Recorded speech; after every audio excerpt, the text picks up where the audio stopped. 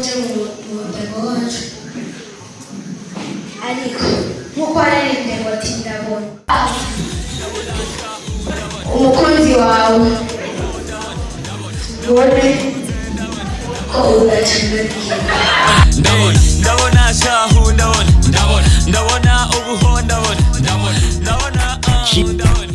I'm fresh enough I'm fresh enough I'm fresh enough I'm fresh enough. Hari impamvu mu mutima utera uruhagarara, hari impamvu ntazohagarika kukwizera, hari impamvu nanje njya mu bandi kuva mu nta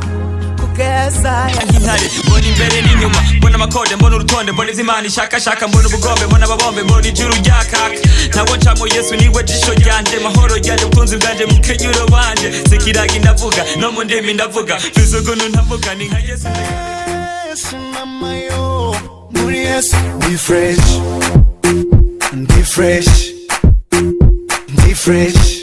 muri Yesu be fresh mama yo muri Yesu be fresh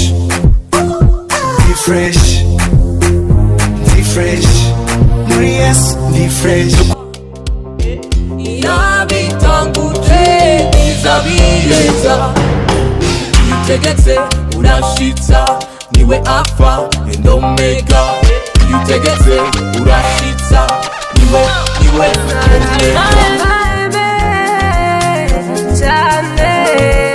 nubase gusa obigeze nenda gusara kogenda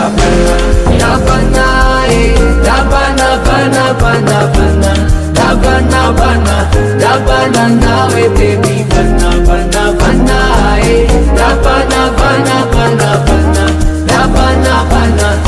bana nawe baby ulala kuva wazi ubuzima n'ubutamu bwibabara n'amamvu shida zako nizo zangu baby ndagukunda nkakwirata na numwe mwasa mama